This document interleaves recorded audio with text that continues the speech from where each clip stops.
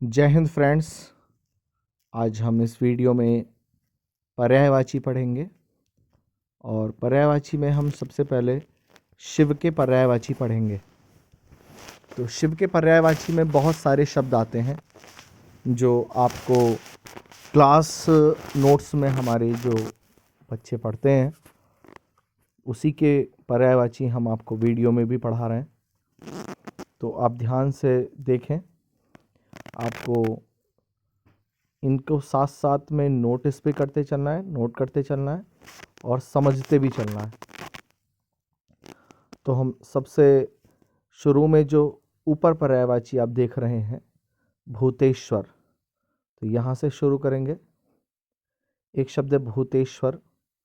ये शब्द को आप ध्यान से देखें तो ये गुण संधि का शब्द है, भूत धन ईश्वर। इसी से एक शब्द लिंक है, उसका नाम है प्रलयनाथ, प्रलय के नाथ। एक शब्द है इसमें जलाधर, जलाधर दीर्घ संधि का शब्द है ये, जल और धरने वाला, जलाधर। अब दीर्घ संधि और दीर्घीकरण दोनों में बहुत अंतर है। एक है जलाधर, एक है जल और धर। गंगाधर, गंगा को धरने वाला। शंकर जी के जो धनुष का नाम था वो पिनाक था। आप शिव स्वयंवर में इसकी कहानी सुनेंगे। पिनाक धनुष राम जी ने भंजन करा था उसका, तो राम जी का नाम पिनाक भंजक भी पड़ा था।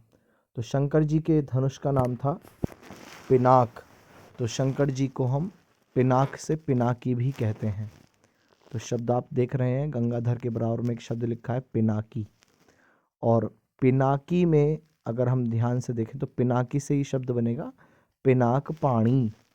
पाणी हाथ को कहते हैं, तो पिनाक है पानी में जिसके, अर्थात पिनाक पाणी। एक शब्द और है इसी के साथ में, रुद्र। रुद्र शिव का अवतार है, शिव का ही रूप है रुद्र। रुद्र नीलकंठ, नीला है कंठ जिसका, आप इसे पढ़ते भी हैं समास में। विषधर, विष को धरने वाला। और शिति कंठ, शिति है कंठ जिसका, अर्थात शिव। उसी के नीचे शब्द लिखे हैं आशुतोष और शीघ्रतोष। ये दोनों एक ही कैटेगरी के शब्द हैं, आशु और तोष। बहुब्री समास है। आशु माने होता है, आशु माने होता है शीघ्र, और तोष का मतलब होता है तुष्ट होने वाला या संतुष्ट होने वाला, जो शीघ्र ही प्रसन्न हो जाता है। तो शब्द पढ़ा यहाँ से आशुतोष। उसी से ही शब्द बना हुआ है शीघ्रतोष। दो शब्द और इसके नीचे आप देख रहे हैं, हलधर नाथ और वृषभ वाहन। शंकर जी की जो सवारी है वो वृषभ है, नंदी है, तो वहाँ से शब्द निकाल के आया है वृषभ वाहन। हलधर नाथ, हलधर के नाथ को भी शंकर जी का पर्यायवाची आया है। कैसे बना है? हलधर बैल को कहते हैं और नाथ माने स्वामी। तो नंदी से नाथ शब्द जोड़ के, नंदी में नाथ शब्द जोड़ के, वृषभ में नाथ शब्द जोड़ के शिव का पर्यायवाची बना है। तो शब्द है हलधर नाथ। ऐसे तो हलधर कृष्ण के भाई भी थे, बलराम को भी कहा जाता है। इसी के नीचे शब्द लिखा है, ध्यान से आप देखेंगे, सुपाणी। सुपाणी भी है और शूलपाणी भी है। सुपाणी, शूलपाणी, डम पाणी। अब ये त्रिशूल के लिए शब्द आया है। अगर आप ध्यान से देखें तो डम डमरू के लिए शब्द आया है और शूल त्रिशूल के लिए शब्द आया है। कि डम यानी डमरू जिसके हाथ में है और शूल यानी त्रिशूल जिसके हाथ में है, उसे हम और नीचे देखेंगे तो शब्द लिखा है त्रिलोचन। अब तीन है, त्रि का मतलब, और लोचन आँख का पर्यायवाची है। तो त्रि में अगर हम आँख के पर्यायवाचियों को जोड़ दें तो शंकर के पर्यायवाची तैयार होते हैं। तो त्रिलोचन, तीन नेत्र वाले, त्रिचक्षु, चक्षु आँख का पर्यायवाची है, और त्रिदृग, नीचे लिखा है दृग नेत्र का पर्यायवाची है। त्रियक्ष, अब त्रियक्ष अगर आप ध्यान से देखें तो त्रि और अक्षी ये यण संधि का शब्द है। तो त्रि और अक्षी को जब हम जोड़ेंगे तो त्रियक्ष बनता है। ऐसे ही शब्द नीचे लिखा हुआ है त्रियंबक, त्रि प्लस अंबक, अंबक आंख का पर्यायवाची है, त्रिनेत्र और त्रिनयन। तो हम त्रि में नेत्र के पर्यायवाची अगर जोड़ते हैं तो शिव के पर्यायवाची हमारे तैयार होते हैं। आगे देखते हैं। आगे है दिगंबर, दिक प्लस अंबर, जो नग्न रहने वाले हैं। अघोर, जो जिसमें कोई घोर नहीं है, जो घोर से परे है उसका नाम है अघोर। अंगीरा गुरु, अंगीरा जिसके गुरु हैं उसके लिए आता है अंगीरा, अंगीरा ऋषि इनके गुरु रहे हैं, तो अंगीरा गुरु। अभीरु, केदारनाथ, काशीनाथ, वैद्यनाथ और निरंजन। त्रियंबक, त्रियंबकारारी, अगर आप ये शब्द ध्यान से देख रहे हैं तो त्रियंबक शब्द है और त्रि प्लस अंबक ये शब्द बना है, और त्रि प्लस अंबक में ईश शब्द जोड़कर या ईश्वर शब्द जोड़कर ये शब्द तैयार होता है, त्रियंबकेश्वर। इस शब्द को आपने कई बार सुना भी होगा, त्रियंबकेश्वर में, त्रियंबकम मंत्र में भी। अमरनाथ, सोमनाथ, आत्रेय, ऋषि अत्रि से ये नाम पड़ा है आत्रेय, और दक्षारी, दक्ष प्लस अरि, अरि शत्रु के लिए शब्द आया है। सारंगपति और उरग बाहु, उरग बाहु और सारंगपति जो शब्द बना है हमारा, उरग आप जानते हैं सांप के लिए, और बाहु, उरग बाहु और सांप दोनों को मिलाकर शब्द बने हैं। अब हम ये देखते हैं कि शंकर जी की जो पत्नी है उमा यानी पार्वती मैया, उनसे कैसे शंकर जी के पर्यायवाची बनते हैं, बहुत ध्यान से देखने की चीज़ें हैं। तो हमने क्या करा है कि पत्नी में जो पत्नी है, पत्नी के पर्यायवाची उठाए हैं पार्वती मैया के, और उसमें पति के पर्यायवाची जोड़े हैं। मेरी एक वीडियो में मैंने पति और पत्नी के पर्यायवाची को बताए हैं, आप उसे देख सकते हैं। तो शुरू करते हैं। उमा, अब उमा पत्नी है इनकी, तो उमा में जोड़ दिया हमने पति, तो शब्द बना उमापति, उमापति यानी शिव। उमानाथ, अब हम उमा को देखेंगे और उसमें पति के पर्यायवाची जोड़ते चले जाएंगे। उमापति, उमानाथ, उमा स्वामी, उमा रमण। अब यहाँ शब्द है उमा रमण, तो उमा पार्वती जी का, तो रमण पति का, रमण पति का पर्यायवाची होता है। उमा रमण, उमा प्रिय, उमा वल्लभ, वल्लभ पति का पर्यायवाची है। उमेश, अब उमा में जब हम ईश जोड़ेंगे तो बड़ा आ और बड़ी ई मिलकर ए का निर्माण करते हैं, जिसे हम गुण संधि के अंतर्गत पढ़ते हैं। तो ये उमेश शब्द है। फिर अभी तक हमने उमा में शब्द जोड़े थे, अब हम सती में जोड़ेंगे। तो सती पार्वती जी का पर्यायवाची है, अब ये शब्द जुड़ा है सती में ईश। तो सती में अगर मैं ईश जोड़ूंगा तो बड़ी ई और बड़ी ई मिलकर बड़ी ई का निर्माण करेंगे, तो दीर्घ संधि का शब्द हुआ सतीश। सती रमण, सती स्वामी। अब गौरी में हम जोड़ते हैं और इसी तरह से आगे मैंने डॉट डॉट लगाया हुआ है, इसी तरह से हम बना सकते हैं, जैसे सती प्रिय, है ना, इस तरह से। और भी सतीनाथ, इस तरह से बनते चले जाएंगे। अब गौरीपति, गौरीनाथ, गौरी स्वामी, गौरी रमण, गौरी, गौरीश, इस प्रकार से। अब गिरिजा माता पार्वती का पर्यायवाची है। अब गिरिजा में अगर हम पति के पर्यायवाची जोड़ दें तो शिव के तैयार हो जाते हैं। जैसे 2-3 पर्यायवाची मैंने आपको बना के दिखा रखे हैं और बाकी आप खुद भी बना सकते हैं, और एग्जामिनर भी आपको नए से नया पर्यायवाची आपके पेपर में देता है। आपको ये पर्यायवाची रट के ना, अगर आप इन्हें बनाना सीखो तो ज़्यादा बेहतर है। जैसे शब्द है गिरिजापति, तो अब गिरिजा माता पार्वती का पर्यायवाची है। अब इसमें हम पति के पर्यायवाची को चेंज करते रहेंगे। जैसे गिरिजापति, गिरिजानाथ, गिरिजा प्रिय। अब पति, नाथ और प्रिय पति के पर्यायवाची हैं। अब गिरिजा स्वामी बना सकते हैं, गिरिजा रमण, गिरिजा प्रिय, इस तरह से।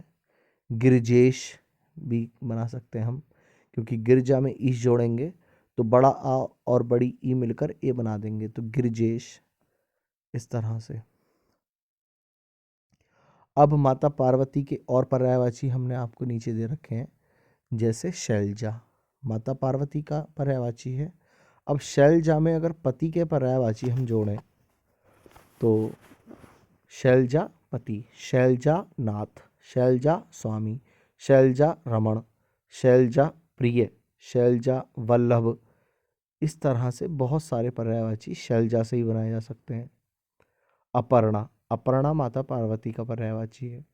अब अपर्णा पति, अपर्णा नाथ, अपर्णा स्वामी, शिव के पर्यायवाची और बनाए जा सकते हैं, और बनते भी हैं। बहुत सारे नाम हैं शिव के, यहाँ से नए नए शब्द वो एग्जामिनर बनाता है। अब यदि जैसे आपका आरओ एआरओ का पेपर है या कोई ऐसा पेपर है जो लिखित है, डिस्क्रिप्टिव एग्ज़ाम है अगर आपका, तो आपको पर्यायवाची लिखने के लिए अगर आ जाते हैं तो आपको अच्छे से अच्छे शब्द उस समय खुद से लिखने पड़ते हैं। लिखने में और लिखित एग्ज़ाम में और विकल्प वाले में, ऑब्जेक्टिव वाले एग्ज़ाम में बस यही अंतर है कि आपको विकल्प देख के याद आ जाते हैं, लेकिन जब आपको लिखना पड़ता है तब आपकी तैयारी अगर बहुत अच्छी होती है तभी आप इन शब्दों का हेर फेर समझ सकते हैं। लेकिन आपको अगर जोड़ना नहीं आता, एक शब्द से दूसरा शब्द अगर जोड़ना नहीं आता है तो आप नहीं कर सकते। चलिए और देखते हैं कुछ शब्द। अब शंकर जी के गले में अगर आप देखते हैं तो उनके गले में शेषनाग है, तो उससे बहुत सारे शब्द बनते हैं शंकर जी से। तो जैसे उमापति के ऊपर एक शब्द लिखा है शेषधर, तो शेषधर और उरगधर। अब यहाँ पे क्या करा हमने, धर को कॉमन रखा और शेष यानी जो शुरू वाला भाग है उसे चेंज करा। जैसे शेष और उरग, ये सब शेषनाग यानी सांप के पर्यायवाची हैं। तो यहाँ पे हम सांप के पर्यायवाची, शेषनाग के पर्यायवाची को रखकर और धर का जो धारण करने के लिए शब्द आता है उसे हम जोड़कर और बहुत सारे शब्द बना सकते हैं, बनाए भी जाते हैं। आपको अच्छी किताबों में ये मिल सकते हैं। लेकिन यहाँ पे मेरा आपको जो सिर्फ उद्देश्य है बताने का वो ये है कि आप खुद से भी इन्हें बना सकते हैं और एग्जामिनर बनाता है। आगे देखते हैं चंद्रचूड़। अब आप जानते हैं कि शिवजी के माथे पर चंद्रमा है, तो इसमें एक शब्द आप देख रहे होंगे चंद्रचूड़। अब चंद्र माने चंद्रमा, चूड़ माथे को कहते हैं। जो चूड़ शब्द इसमें लिखा है वो माथे के लिए आता है। अब हम अगले शब्द को ध्यान से देखेंगे तो शब्द लिखा है चंद्रमौली। अब चंद्रचूड़ और चंद्रमौली में क्या चीज़ कॉमन है, चंद्र, और चेंजिंग क्या है, तो इसमें है चूड़ और इसमें है मौली। अब ध्यान से देखेंगे अगले शब्द को, चंद्रशेखर, चंद्रकांत, चंद्र भाल। अब भाल जो है, भाल माथे को कहते हैं। चूड़ भी माथे को कहा जाता है। माथा जो फ्रंटल बोन होती है हमारी, जो फ्रंटल माथे की जो हड्डी होती है उसके ऊपर के भाग को हम, जो हमारा फोरहेड है, उसे हम माथे को कई हिंदी में कई नामों से जानते हैं। ये माथे के पर्यायवाची हैं। तो अगर मुझे माथे के पर्यायवाची और चंद्रमा के पर्यायवाची अगर मैं जोड़ देता हूँ तो शिव के पर्यायवाची तैयार होते हैं। जैसे चंद्रचूड़, चूड़ माने माथा, मौली माथे को कहते हैं, चंद्रमौली, चंद्रशेखर, चंद्रकांत, कांत पति का पर्यायवाची है। ठीक है। चंद्रभाल, भाल माथे का पर्यायवाची है। और आगे देखते हैं हम, काम अरी, कामारी, काम प्लस अरी से मिलके बना है। अरी माने शत्रु होता है। अब अगर मैं इसकी संधि विच्छेद करूंगा तो ये दीर्घ संधि का शब्द है, काम प्लस अरी। अब काम, काम को भाव को कहते हैं जो सेक्सुअल फीलिंग होती है, और कामदेव को के लिए भी शब्द आता है काम, और कामदेव के शत्रु भी कहलाते हैं, काम को नाश करने वाले भी कहलाते हैं। तो ये इससे शब्द बना है काम आरी, काम प्लस अरी। अब अगर अरी पे मैं बड़ी की मात्रा लगा देता हूँ तो अरी स्त्री सूचक शब्द है, और अगर छोटे की मात्रा लगाता हूँ तो अरी का माने होता है शत्रु। अब अगर शत्रु के पर्यायवाची आपको पता है तो आप उसमें काम शब्द को जोड़कर शिव के और पर्यायवाची बना सकते हैं, जैसे बनाए भी गए हैं। काम अरी, काम प्लस अरी, उसी में ही हमने रिपु जोड़ दिया तो शब्द बना काम रिपु। अब रिपु और अरी को कनेक्ट करा हुआ है, यानी काम रिपु। रिपु माने शत्रु, अरी माने शत्रु। ठीक है। त्रिपुरारी, त्रिपुर 3 लोकों के लिए आता है। 3 लोकों के जो हमारे 3 लोक हैं उनके संहारकर्ता शिव जी को कहा जाता है। तो त्रिपुर में अरी जोड़ रखा है तो शब्द बना त्रिपुरारी। अब त्रिपुरारी भी दीर्घ संधि का शब्द है और कामारी भी दीर्घ संधि का शब्द है। और बहुत सारे शब्द ऊपर भी दे रखे हैं, जैसे आदिनाथ, भूतनाथ, नटराज, और इधर के शब्द हमने पहले वीडियो में पढ़ ही लिए हैं। तो आई होप आपको वीडियो अच्छी लगी होगी, और जब तक आप इनको नोट कर कर खुद से बनाना नहीं सीखते तब तक ये ज्ञान आपका सीमित रहेगा। और एक चीज़ और, आपको पर्यायवाची अगर वनडे एग्ज़ाम, चाहे एसएससी हो, चाहे आपका एसएससी जीडी का पेपर हो, यूपी पुलिस का पेपर हो, या यूपी ट्रिपल एससी में आपका लेखपाल का पेपर हो, या आपका आरओ एआरओ समीक्षा अधिकारी का कोई पेपर हो, या किसी भी एग्ज़ाम का पेपर जिसमें हिंदी आती है, जिसमें वोकैबुलरी आती है, तो एक चैप्टर दूसरे चैप्टर को लिंक करके बहुत अच्छे से समझा जा सकता है। जैसे अगर आप यहाँ एक चीज़ नोटिस करें, वो क्या, कि अगर किसी को संधि बहुत अच्छे से आती हैं तो वो बच्चा इन्हें और भी अच्छे से कनेक्ट कर पाएगा, दीर्घ संधि जैसे मैंने आपको बताई।